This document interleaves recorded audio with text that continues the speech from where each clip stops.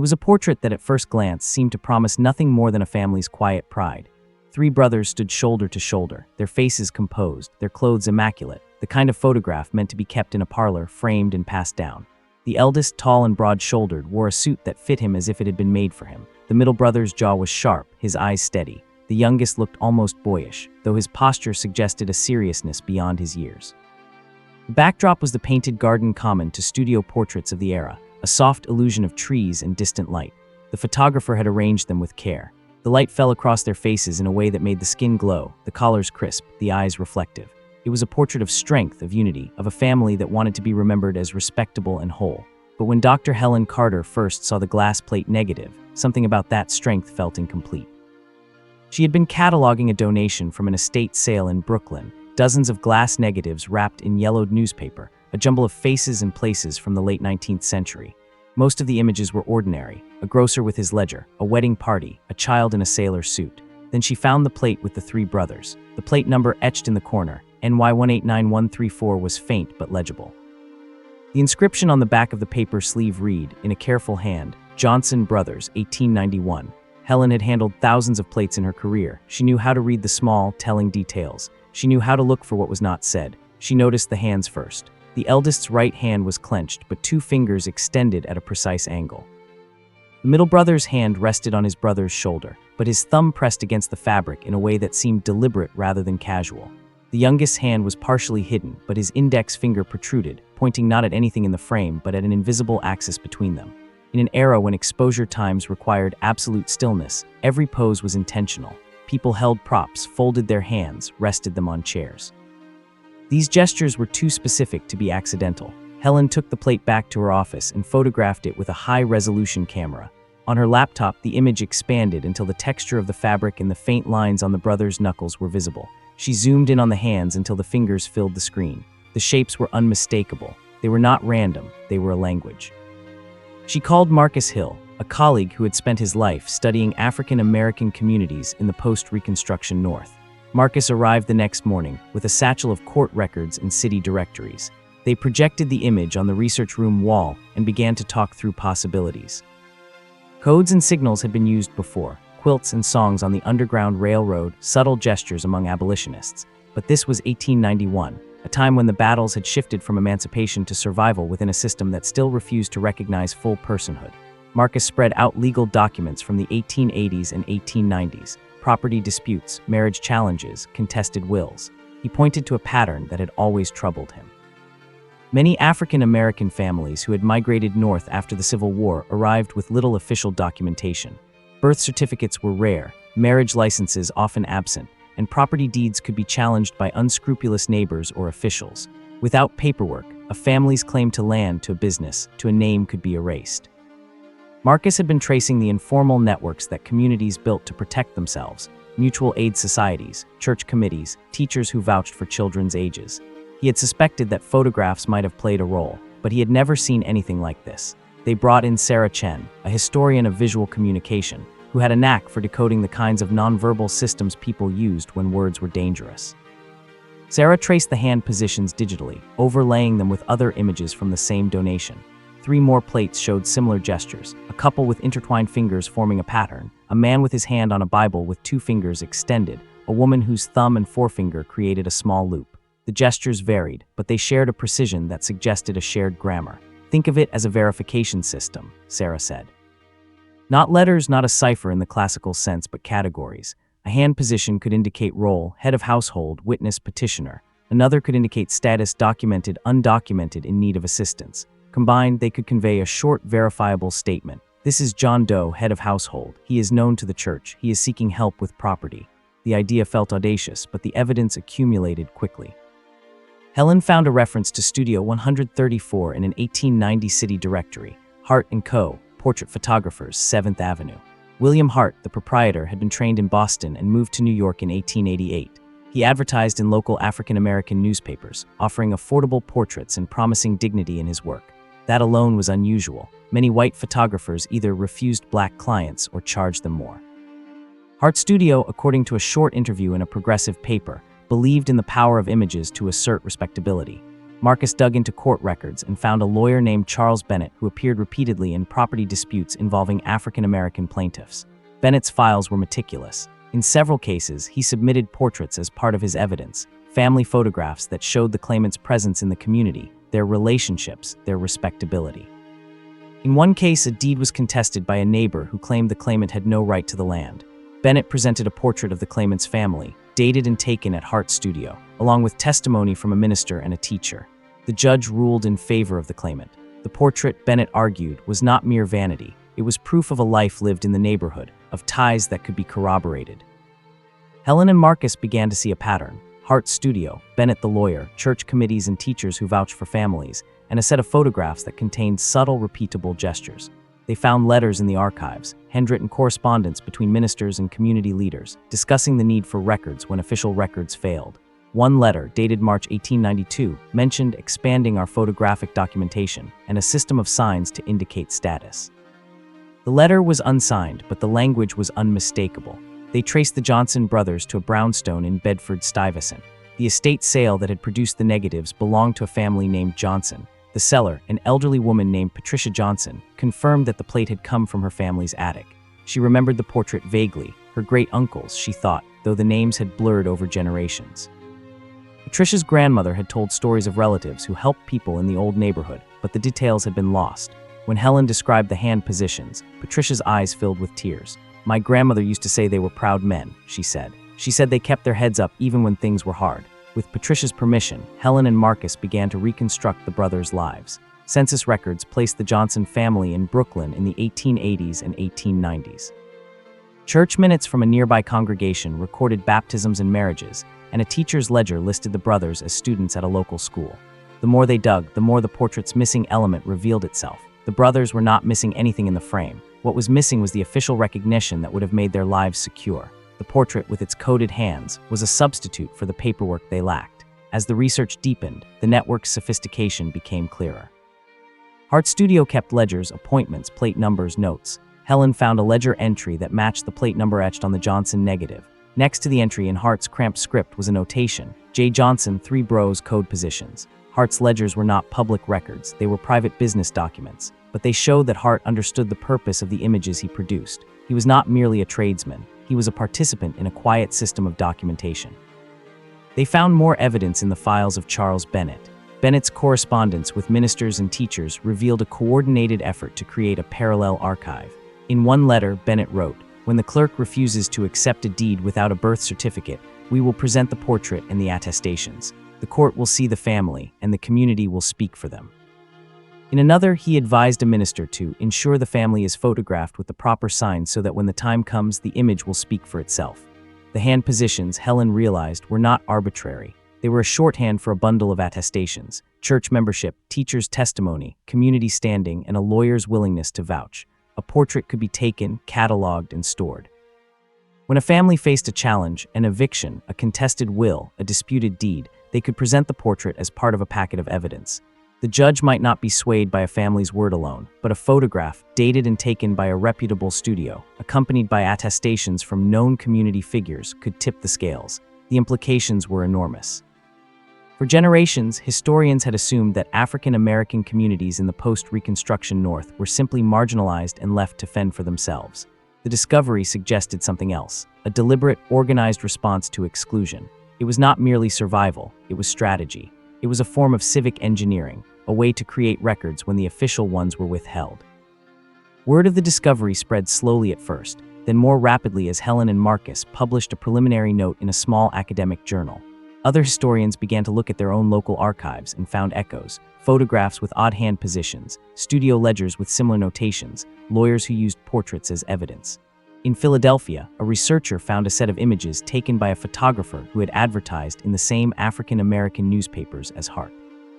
In Boston, a church ledger recorded a photographic registry kept by a Ladies' Aid Society. The pattern was not isolated, it was national. As the evidence mounted, Helen and Marcus organized an exhibition at the Historical Society. They displayed a selection of the portraits, enlarged and restored, each accompanied by the documents that revealed its purpose: studio ledgers, letters, court filings, church minutes. The exhibition told a story of quiet ingenuity. Visitors came in droves, descendants of the families in the photographs, scholars, students, and people who had never considered the ways communities had protected themselves. For many of the descendants, the portraits were more than artifacts. They were proof that their ancestors had not been passive victims, but active architects of their own survival. At the opening, Patricia Johnson stood before the enlarged portrait of the three brothers. She had brought her daughter and granddaughter. 4 generations of Johnsons stood in a line, their faces reflecting the faces in the photograph. Patricia's voice trembled as she read aloud a passage from a diary she had donated to the society. The diary belonged to a woman named Eleanor Johnson, Eleanor with an extra L, a name that had been misspelled in the family records, but preserved in the private pages of a seamstress who had kept meticulous notes.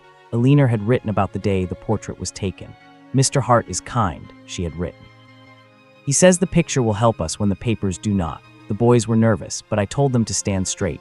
This picture will matter." The diary entry was a small, human confirmation of the system the researchers had reconstructed. Eleanor's words made the strategy intimate. It was not an abstract legal maneuver. It was a mother's hope that a photograph could protect her sons. The exhibition became a place where private grief and public history met. People who had long felt their family stories were incomplete found pieces that fit. The legal records provided dramatic examples of how the system worked. In one case, a widow named Mary Carter faced eviction when a neighbor claimed the land she occupied. Mary had no deed. She had lived on the lot for years, paid taxes, and raised children there. The neighbor argued that Mary had no legal right. Mary's lawyer, a man named Robert Hayes, presented a packet, a portrait of Mary and her late husband taken at Hart's studio, a letter from the minister attesting to their marriage and residence, and a teacher's note confirming the ages of their children. The judge, confronted with the portrait and the attestations, ruled in Mary's favor. The portrait did not replace legal documents, but it provided corroboration that the official records lacked. Not every case was one. The system had limits. When a family faced a hostile judge or a corrupt clerk, a portrait might not be enough. But the existence of the system changed the calculus. It gave families tools they could use, allies who could vouch for them, and a way to make their lives legible to institutions that preferred them invisible. As the research continued, the human stories multiplied. A teacher named Samuel Brooks had kept a ledger of students and had written notes about their families. He had been arrested once for helping a family obtain a birth record, but the charges were dropped when community leaders rallied. A clerk in the property office, Mary Chen, quietly processed deeds for families she knew, sometimes bending rules to ensure a transfer went through. A minister, Reverend James Washington, performed marriages and kept careful notes when civil authorities refused to recognize unions. Each person took risks. Each person's actions were small, but together they formed a network that could be mobilized when needed. The portraits themselves were often ordinary in appearance, which was part of their genius. They looked like family photographs because they were family photographs. The code was subtle enough to be invisible to outsiders but legible to those who needed it. A hand position here, a thumb pressed there, a slight tilt of the head. These were the markers that, when combined with attestations, created a credible record. The discovery also raised questions about memory and erasure. Why had this system been forgotten? Partly because the people who built it were cautious. They had no interest in publicity. Their work was practical and discreet. They did not write manifestos. They did not seek recognition. When the activists died or moved away, the knowledge faded. Families scattered. Records were lost or misfiled. The portraits remained, but their meanings were obscured by time. Another reason was the way historians had been trained to look for formal institutions, laws, courts, official registries, rather than the informal practices that communities used to survive. The discovery forced a rethinking of what counted as civic infrastructure. A portrait, a minister's note, a teacher's ledger. These were not marginal artifacts. They were the scaffolding of a parallel civic life. The exhibition prompted descendants to come forward with their own pieces of the puzzle. A woman named Grace Brooks brought a faded letter from her great-grandfather, Samuel Brooks, describing how he had helped a family get their papers and how he had taught the children to sign their names. An elderly man named Thomas Hayes, whose great-grandfather had been the lawyer Robert Hayes, brought a box of case files that included portraits and affidavits. Families who had once been disconnected found each other through the images. The portraits became nodes in a network of memory, connecting people across time. The public reaction was not uniformly celebratory. Some critics cautioned against romanticizing the past. They pointed out that the system was a response to injustice, not a solution to it. The portraits were evidence of resilience, yes, but also of the failures of official institutions. Historians debated the extent to which the system had been coordinated versus ad hoc. Some argued that the evidence suggested a high degree of organization. Others saw it as a series of local improvisations that happened to share similar features. Helen welcomed the debate. She had never claimed to have found a single monolithic conspiracy. What she had found was a pattern of practice, a set of techniques that communities used to make themselves legible. The portraits were a form of civic technology, low-tech but effective. They were a way to translate social standing into a form that courts and clerks could understand. The research also had contemporary resonance. In an era when identity and documentation remained contentious, when migrants and marginalized communities still struggled to have their lives recognized, the story of the portraits offered both a caution and a model. It showed how people create systems when official ones fail them, and it reminded modern audiences that dignity and legal recognition are often won through quiet, persistent work. Years later, Helen would think often of the three brothers and the way their hands had spoken across time. She would remember the moment Patricia Johnson read Aliner's diary aloud, and the hush that fell over the gallery as people realized the depth of what had been preserved. She would remember the faces of descendants who had come to the exhibition and the way they traced the lines of the portraits with their fingers, as if touching the past could make it whole. The Johnson brothers' portrait became iconic not because it was unique, but because it was representative. It stood for a broader practice that had been invisible to many historians. It reminded people that history is not only written in statutes and newspapers, but also in the small, deliberate acts people take to protect one another. The brothers had posed for a photograph that would be more than a keepsake. They had participated in a system that would help their family survive challenges they could not foresee. In the end, the missing thing in the portrait was not an object or a person. It was recognition, the kind that comes from official stamps and certificates, the kind that makes a life legible to the state. The portrait with its coded hands was a substitute for that recognition. It was a way of saying in a language of gestures and attestations, "We are here, we belong, we are known." That claim, made in a small studio on 7th Avenue in 1891, traveled across a century to be heard again. The discovery changed how historians approached archives. Researchers began to look for the small, odd details in photographs, the way a hand rested, the placement of a brooch, the presence of a particular prop. They began to read studio ledgers and church minutes with new attention. They found similar practices in other cities, and the story of the portraits became part of a larger narrative about how marginalized communities build institutions when official ones exclude them. For the descendants, the portraits were a bridge. They connected people who had lost names and places to a tangible record of their ancestors' lives. They offered proof that the stories passed down in kitchens and at kitchen tables had a basis in deliberate action. They allowed families to reclaim histories that had been fragmented by migration, poverty, and the slow erosion of memory. And for Helen, Marcus, and Sarah, the work never really ended. Each new plate they examined raised more questions. Who taught the signs? How were they standardized? How many families had participated? What other forms of parallel documentation existed? The archive was vast and the traces were subtle. But the discovery of the three brothers' portrait had opened a door. Once historians knew to look, they found evidence everywhere, portraits tucked into albums, ledgers with cryptic notations, letters that hinted at practices never meant for public view. The portrait of the three brothers remained at the center of the story, not because it contained all the answers, but because it embodied the ingenuity of a people who refused to be erased. The brothers had stood for a photograph that would outlast them, that would carry a message forward. Their hands, held in a language of survival, had spoken across time. The missing recognition had been replaced in part by a different kind of record, one made of light and gesture, of community attestations and legal strategy. It was a record that demanded to be read.